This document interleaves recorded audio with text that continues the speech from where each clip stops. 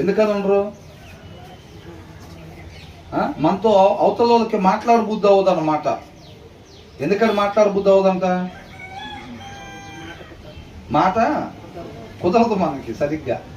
అట్లా ఎవరైతే హృదయంలో వాక్యం లేకుండా ఉంటుందో వాళ్ళు అలా కలహాలు స్టార్ట్ చేసే వాళ్ళుగా ఉంటారు. కలహాలు ఒకసారి స్టార్ట్ చేసి దాన్ని అంతటితో ముగిద్దాంలే, ఊరక 4 మాటలు మాట్లాడి ముగిద్దాము, ఊరకే బెదిరించి వదిలి పెడదాం. కొంతమంది ఏమనుకుంది, అదే వార్నింగ్ ఇస్తానని చెప్పి వెళ్ళి తన్నుకునేదాకా అయింది అక్కడ. ఎందుకని?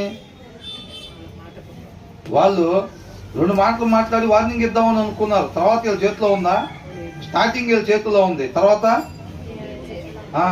ఇప్పుడు మనం అనుకున్నప్పుడు ఎప్పుడైనా అన్న తల్లిల మధ్యలో కావచ్చు, భార్య భర్తల మధ్యలో కావచ్చు, ఫ్రెండ్స్ మధ్యలో కావచ్చు, ఏమనుకుంటారంటే అవతల వాళ్ళు ఒక మాట అన్నప్పుడు వీళ్ళు కూడా ఒక మాట అంటారు. ఏదో 2-3 మాటలు అది సర్దుమణిపోయింది, తర్వాత ఎవరి పనులు చేసుకుంటామని అనుకుంటారు. అనుకొని అవతల వాళ్ళు ఒకటి అనగానే వీళ్ళు ఆటోమేటిక్ ఏం చేస్తారు? వీళ్ళు రెండో దాన్ని అంటారు. అది చివరి దాకా వెళ్ళింది, తలకాయలు బాగా కొట్టుకునే దాకా వెళ్ళింది అన్న విషయం వాళ్ళకి తెలీదు. అవునా? ఇది ఖచ్చితంగా దీన్ని చివరి ముగింపు ఇలా ఉండిద్దని చెప్తారా? చెప్పలేరు. మహా అయితే 2 మాటలు అనేది, నేను కూడా 2 మాటలు అంటాను, అది అంతటితో ముగిసిపోయిద్దిలే అని అనుకుంటారు. అది ఎక్కడ దాకా వెళ్ళిద్ది?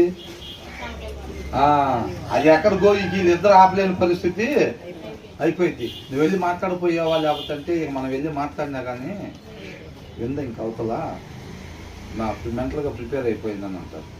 ఒకవేళ వాళ్ళు అడిగితే మనం వెళ్ళి మాట్లాడిన ఉపయోగం లేదు బ్రదర్, ఆయన కొంచెం స్ట్రాంగ్గా డిసైడ్ అయి ఉన్నాడు, ఇప్పుడు నేను వెళ్ళి మాట్లాడినా దాంట్లో ఉపయోగం అంటే వీళ్ళిద్దరి చేతిలో ఉందా లేదా? వాళ్ళిద్దరి చేతులు ఏమీ లేదు. వాళ్ళ చేతులు దాటి అవతలకి వెళ్ళిపోయిన దాకా పరిస్థితి తెచ్చుకున్నారు. వీళ్ళు ఏమనుకున్నారు? ఆమె ఏదో ఇంట్లో ఉండి ఆమె స్టార్ట్ చేసింది ఫస్ట్, లేకపోతే ఆయన స్టార్ట్ చేశాడు ఫస్ట్. స్టార్ట్ చేయగానే ఈయన ఊరుకున్నవాడు ఉన్నాడు, ఏమన్నాడు? ఆటోమేటిక్గా ఒక మాట అనేసాడు. అదంత దూరం పోయిద్దని తెలియక. కాబట్టి వాక్యమైన దేవుడు ముందే ఆ జ్ఞానాన్ని ఇస్తున్నాడు మనకి. ఏంటంట? కలహారం ఎలాంటిదంట? Is like breaching a dam అని అంటున్నాడు. కాబట్టి దాని జోలి పోకుండా నీకు ఎప్పుడైతే ఈ వాక్యం మధ్యలో ఉండిద్దో ఇమ్మీడియట్గా బ్రేక్ చేయాలన్నమాట. దాన్ని అంతటితో ఆపాలి. మన దగ్గర డైలాగ్ లాగ్గా ఆగిపోయింది. నేను 2 మాటలు అనేసరికి 1 మాటతో నోరు మూసాడు, లేకపోతే నేను 2 మాటలు అనేసరికి 1 మాటతో నోరు మూసిందామా అంటే తగ్గింది. ఓటమి ఒప్పుకుంది.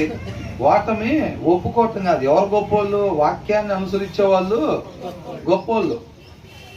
1 మాటతో ముగిచింది అవతల అని అంటే భయపడో బెదిరిపోయో మాటలేకో కాదు, వాక్యాన్ని మనం అనుసరించాలి.